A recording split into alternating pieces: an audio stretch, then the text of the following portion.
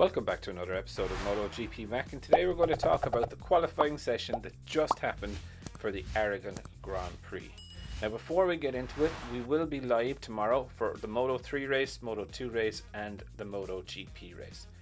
So the qualifying was topped by Pecco Bagnaia from Jack Miller, Bastianini, Aleix Espargaro, Johan Zarco, Fabio Quartararo, Bezzecchi, Martin, Brad Binder, Miguel Oliveira, Nakagami, Marc Marquez, Luca Marini, Di Giannantonio, Maverick Vinales, Alex Marquez, Pol Espargaro, Cal Crutchlow, Franco Morbidelli, Raul Fernandez, Remy Gardner and Darren Binder.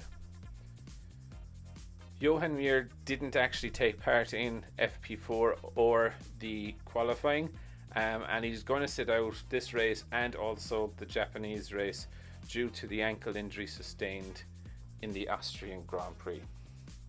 But to talk about qualifying, Marc Marquez didn't make Q2, but he put in a very valiant effort to try and get there, if I'm very honest. He did have a crash this morning, and looking at the pictures of the crash and of the bike, worryingly he went down on his right hand side again, and his bike was looking very second hand after going down. Now he did set his fastest time of the day on the bike with the aluminium chassis, I will note. But in the main qualifying it was super exciting. When all the riders were on their final lap or their final time attack, 10 riders had red indicators on their last lap. So for me it was absolutely do or die moment. Now Pecco, it's very hard to see him not winning the race. If he gets away on his own out front tomorrow, I think he will be absolutely fine. But I do believe Miller and the Beast will definitely keep him honest. Aleix Espargaro has turned a pretty bad weekend around, coming through Q1, and now he's there, so he put in a really good effort into fourth. You know, you can't really count him out, but again, let's see, can he control the emotion tomorrow. Zarco again got himself in there nice and handy.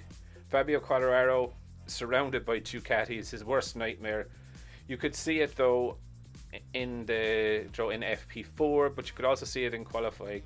That last sector is an absolute killer for Yamaha. He absolutely gets murdered in that section. He can equalize and equal them all through the track except in that last sector. Rins and Martin, surprised a little bit by Martin. He showed great pace earlier on. He's still in the top 10.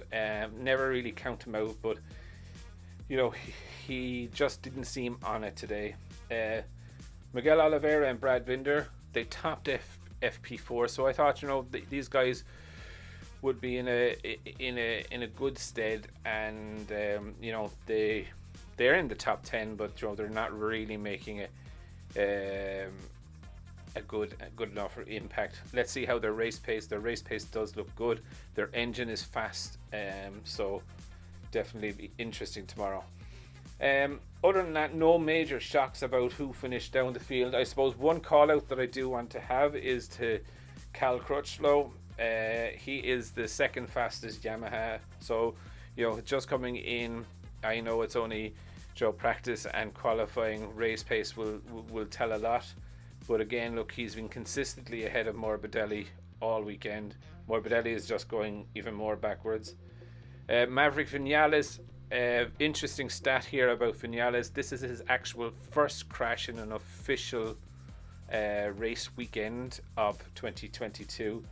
You know, we were hoping and that himself and Aleix would get through into Q1, but on his last time attack he crashed in turn 2.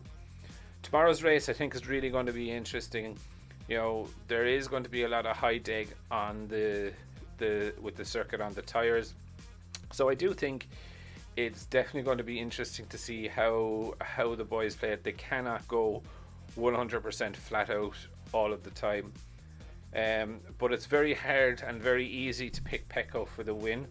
Of course, you know, it's going to be one of the most challenging races I think for Fabio.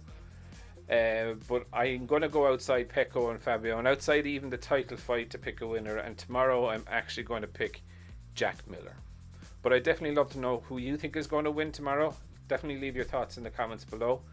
And I'll be back again tomorrow after the MotoGP race. I just want to take a minute to also thank you for watching my videos and the support that you've shown so far. If you haven't subscribed already and you would like to subscribe, it would mean an awful lot to me if you did. I'm starting this channel realistically so that we can all enjoy MotoGP together, with the aim of streaming a live video when the GP races are on.